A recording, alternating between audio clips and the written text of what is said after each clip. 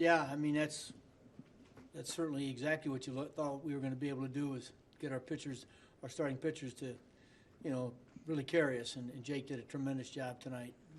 Unbelievable what he did in the seventh inning. That's what we've come to expect from those guys. What gave you the faith there to stick with him when he loaded the bases? Well, I just kind of liked the matchups. I didn't think he was tired. He did have the blister on his ring finger, but he wasn't tired. I thought certainly with Espinoza, Ben Revere's like 1 for 12 against him, and I know if I brought in a lefty for Revere, they're going to Marte, and I didn't like that too much. So I just said, look, I'm going to stick with this guy through Maben. He deserved to be out there, and I thought he could get it done. He did. You mentioned a couple of times over the last week or so how seemingly every decision goes the opposite way. Was it a relief to have something like that work out how you thought that it would? Yeah. That was, and again, he did a great job. He just reached back when he needed to and made big pitches. When he hit the catcher, that bothered me more than anything. And I just said, look, he's got to be able to get us two more outs. If not, we'll see where we are. But he did a great job. Okay, Tony. Just when did that blister crop up? How serious was it? Or how much did you think it was really affecting him? Tony, I didn't see it until obviously I saw him picking at it, and then he waved me off, and then he gave up the hit to Simmons. So I went out to check it, and it was raw. I mean, it had broken, the top part of it broken off, and so he was just picking the skin off it. But he just said it wasn't affecting the way he was pitching, so I said okay, and let him stay out there. Go ahead on the left. Go ahead. Terry, this was the first time you got a chance to give Sewald an opportunity in a really big spot. I know it's one batter, but what were your thoughts on him against Crone? Well, the one thing we've been seeing right now, we've been walking guys. I mean, late in the games, we've been walking guys, and in the last 2 or 3 times Sewald's pitched, he hasn't walked a guy. He comes in, throws strikes, and hitting. They got there's big leagues are filled with good hitters. But if you put them on, that just brings those big hitters up even more. So I just said I want to use a guy that's going to throw the ball to the plate tonight, and Paul did it. Ron. On the humpback liner that Jose got, when it pops back into the glove, do you start to think, hey, the luck is changing? A little bit. We made a good play on it, and I was kind of hoping maybe that we might be able to double somebody up. But yeah, that. We can certainly look at that as maybe that's the chance where that ball drops in, in the last 7 days for sure. Steve.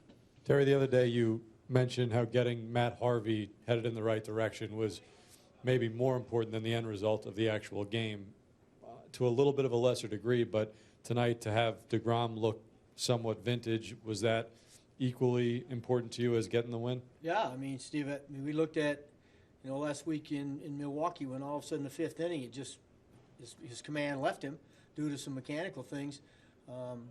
Certainly in the 7th inning, I thought, here it is again.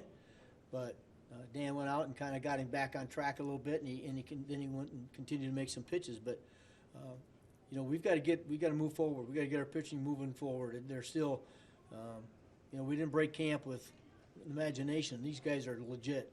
And we got to get them right so that as we head into the big months of summer, that we know what we got, and those guys are pitching like they can.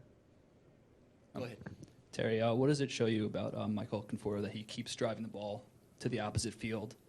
I'll tell you, I'm going back to exactly what I said, from early when he started playing. He's just being himself. He's not trying to do too much. He's just putting good swings on the ball, and that's what we saw in 2015.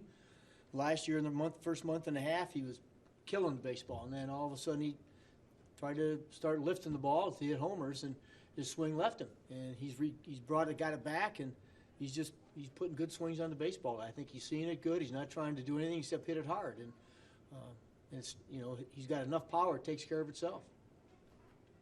Zach.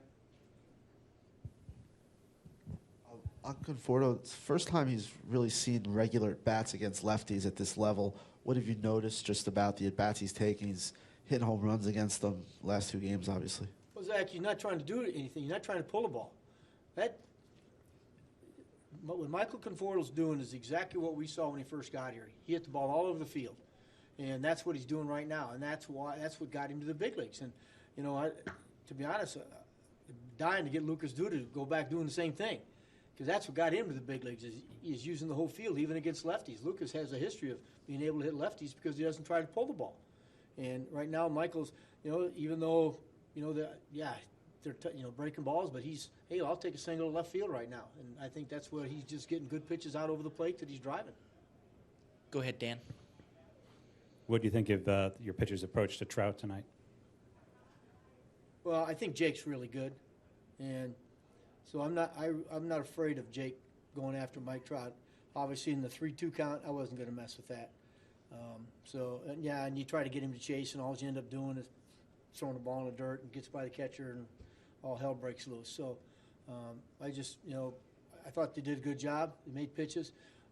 He's a great player, probably the best in baseball.